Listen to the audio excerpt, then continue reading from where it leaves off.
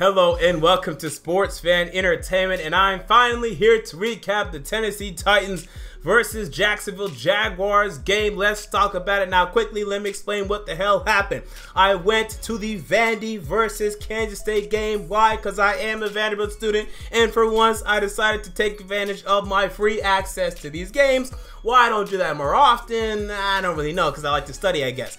Either way, I finally went to the game, and I was yelling. I was so boisterous because we needed to get that upset. We got it done in the fourth quarter. Woke up the next day, couldn't talk. Okay, for about 2 or 3 days, voice was gone, and I learned the valuable lesson.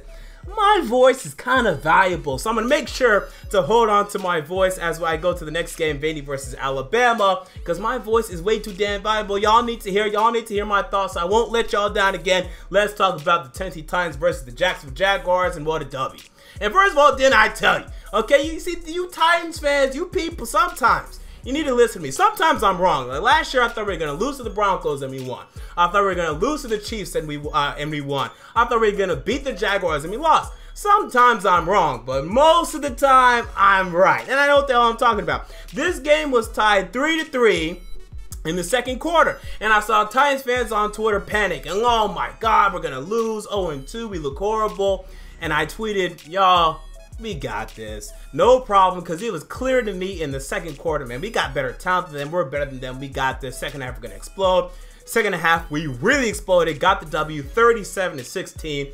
Let's talk about it. Let's first start by talking about our quarterback, Marcus Mariota. And overall, I think it was actually on par with his his week 1 game. I know some people felt he played better in this game. I don't know if that's actually legitimate. I think it's better because we got the win.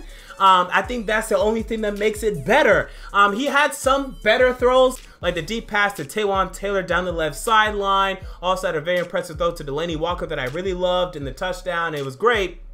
But the interception was really bad, especially at the point in which it came in the game.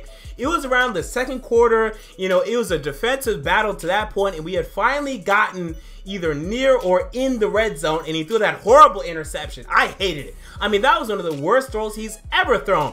So I still give it about a B performance, maybe B+, because we got the win. I think it was on par week 1, but I still don't think he's really maximizing his potential, and I feared this last season. Remember I said I felt that because of the Mariota injury, he wasn't going to be able to work as much throughout the entire offseason, and that can limit his growth a bit. And I'm saying that because I think he's exactly where he was last season, which is not bad. This is not bad quarterback play, but we expect him to take that next step to ascend because we know he can be that top 5 quarterback. When Drew Brees is gone, Brady's gone, Rodgers eventually gone, we know Mariota can be one of those top dogs. We know that he's not quite taking the step there yet. Now, when we enter the part of our schedule, which is much easier, okay, facing a bunch of easier teams, a lot of easier defenses like the Colts, and we're going up against the Steelers defense, which isn't great, and then end of the season, 49ers, Rams, he could really pop off then, but for now,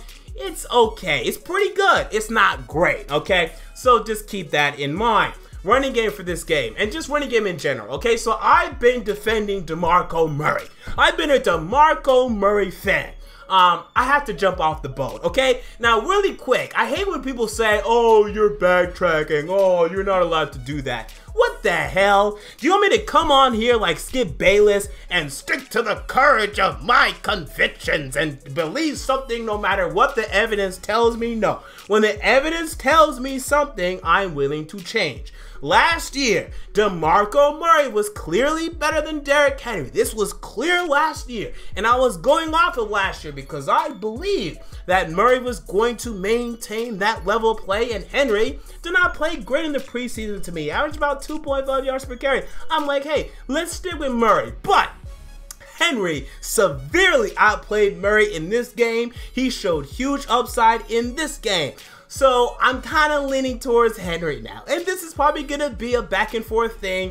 But Murray right now is having some hamstring issues. His hamstring is tightening up. It's giving him problems. It's giving him issues. While Henry had the great touchdown in this game. It was a man's touchdown. 14 carries, 92 yards. Oh my goodness, Derrick Henry. We see you, son. Okay, so now we need to give this guy some more respect and some more carries. So we'll see who wins this battle, and we all know the truth. In 2 or 3 years, it will be Derrick Henry, probably no one else, maybe another guy. We don't even know who the hell it's gonna be yet. So we'll see what happens this season, but definitely we know Derrick Henry is the running back of this team for the future. So hey, at least we know that. Outside of that, wide receivers, Corey Davis did not do much in this game.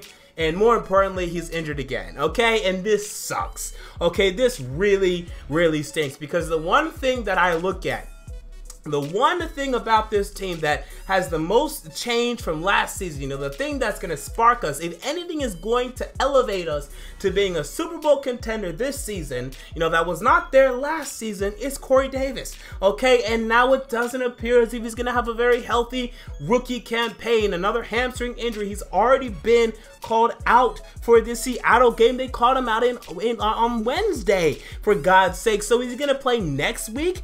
I'd probably bet against it if they're going to call him out on Wednesday. So that concerns the hell out of me. Not a good start for him. But Taywan Taylor had the huge catch. We need to play this guy. I mean, Taywan Taylor can make plays. We saw in the preseason. We were seeing it now in the regular season. Eric Decker is okay. He can move the chains.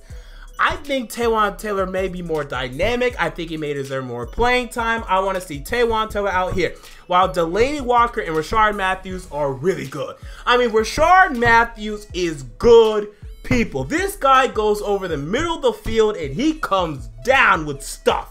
Okay, I mean, he is so strong. Oh my goodness, the passes, the receptions of which this guy comes up with are fantastic. His hands are strong, his mentality is strong, he's a strong man. Love Rashard Matthews, love Delanie Walker. Right now, these are the two integral pieces of this passing game. The Titans move the football right now primarily because of Mariota's arms and the arms and hands of Rashard Matthews and Delanie Walker, and then occasionally now Derrick Henry's finally getting it going. So this is our offense right now. We hope to get Corey Davis involved. We hope to get Taywan Taylor involved. Maybe more of Eric Decker. But right now, Delanie Walker and Rashard Matthews, they're moving the chains for us. Mariota has good chemistry with these two men. Thank God for that.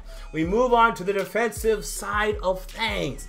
Okay, Kevin Byard, I think he's been a bit quiet thus far this season. I was expecting, probably foolishly, for a Pro Bowl ascendance for Kevin Byard. Right now, he ain't on pace for that. I mean, he hasn't been playing bad, but I haven't really seen much of him, make some damn plays. Speaking of plays, though, Brian Arakpo made some plays in this game. He had the sack. He had what really should have been the turnaround point of the game, where he stripped Blake Bortles, but we didn't take advantage, unfortunately, at that point. But eventually ended up being okay. He looked great. Good. Derek Morgan, I think he got a half a sack or a full sack. He got a full sack. They gave him the full sack for that. Loved that. So Arakpo, Morgan still doing their thing. Neither one of them being great. Arakpo being very good, and then Derek Morgan being pretty good. That's fine. I'm fine with that combination. I'd like for us, though, to have another good defensive lineman. Okay, that's our problem. I think our defensive line ain't good. That's a big problem right now. First of all, Jarrell Casey. I love Jarrell Casey. Love him. There's a couple things. Number one, he has not been playing great this season. He got trucked by Marshawn Lynch week 1, but even outside of that, that entire game for him was not very impactful. This game, he helped Derek Morgan out on that sack, which I liked. I started to watch the tape to see what else he did. He had 2 quarterback hits and 2 tackles. I haven't seen much from Jarrell. Usually he's in the backfield, he's making plays, he's tackling running backs behind the line of scrimmage. I haven't seen that from Jarrell Casey this season. This is slightly concerning. And I tweeted back in July, or maybe it was August, when we extended Jarrell Casey 2 years out. I'm like, why are we extending this guy 2 years out? Because you never really know. Some of these players, they'll show up and they're not that good anymore. Okay, so are we sure that we want to pay Jarrell Casey all this money? I know he's been great for us, but that doesn't mean he's going to continue to be great. 2 years out, let's at least wait 1 damn year and see if we want to extend him past that point. I have my eyes on this. And outside of him, though, he's still not bad. I'm not saying he's bad, but he's not been Jarrell Casey, right? I haven't heard Mike Keith saying, Jarrell Casey. I haven't been hearing that, right? And then you also have the other 2 defensive linemen. Daquan Jones, I don't know what he does. I don't see Daquan Jones doing anything. Pretty much on a play-to-play basis. Last season, this was for sure. I think he ended up with maybe like 40 tackles the whole year, maybe less than that. I don't know what he does. And Sylvester Williams, he ain't gonna do nothing. And I told you this when we signed him. Okay, when we signed him back in March, this guy, he's a complete underwhelmer. Have you seen him? I haven't seen him. We need some playmakers on the defensive line, okay? Jarrell Casey needs to step it up, and then beyond him, next year, I want a big boy on this defensive line, and this is why I was banging the table for Calais Campbell in free agency. And I know in this game, Campbell didn't do great, but still, I think we need another big-time player on this defensive line. I think that's what we really need right now for this entire football team, or just a big-time defensive player in general. I really don't care where they come. If we have a big-time corner, big-time linebacker, big-time defensive, we need a big-time defensive player. I feel like that's what we're really missing on this team. We need a Luke Kuechly. We need a Von Miller. We need a big-time defensive player. I know that's hard to find in Earl Thomas. I know that's hard to find, but every team, every good team at least has one. We don't really have one right now. A little concerned. So with that said, Adoree Jackson, right? Because we always have to talk about Adoree Jackson on this channel, right? He's so controversial. So overall, it was better. And this game was better for Adoree Jackson. It still was not, you know, the most convincing thing. But he had a couple nice tackles. And we'll see. You know, he's going to have good games. He's going to have bad games. My overall stance is that it's going to be more bad than good, and eventually in 5 or 6 years, or maybe even quicker than that, he won't be starting for this team, and maybe he won't even be on this team. That's my overall projection for Adoree Jackson. But it was better, okay? But you saw this for sure. It was much better for us to have Logan Ryan and LaShawn Sims than Logan Ryan and Adoree Jackson, okay? And perhaps that was intrinsic to the quarterback play on the other side, okay? Because we were facing Blake Bortles this week as opposed to Derek Carr last week. But Sims and Ryan held their stance better than Ryan and Jackson did last week. I know in the fourth quarter, the Jags started moving the football a bit, and Logan Ryan was letting up some passes and coverage in the fourth quarter. I don't care. It was garbage time. We know this. We understand this. Let's be smart, people. So we'll watch the cornerbacks moving forward. Sims and Ryan are fine to me. Keep Jackson in the nickel. Although he did start outside, you know, he was outside actually a good amount in this game. It was better today. Having LaShawn Sims in this game was better overall for this secondary. As for the Jacksonville Jaguars, because we must talk about them a little bit, all right, just a little bit. Once again, Jaguar fans, you saw why Blake Bortles is the bane of your existence. He will continue to be the bane of your existence. He stinks. Okay, and I don't say this for comedic purposes, although it's quite funny. He absolutely stinks. He's awful.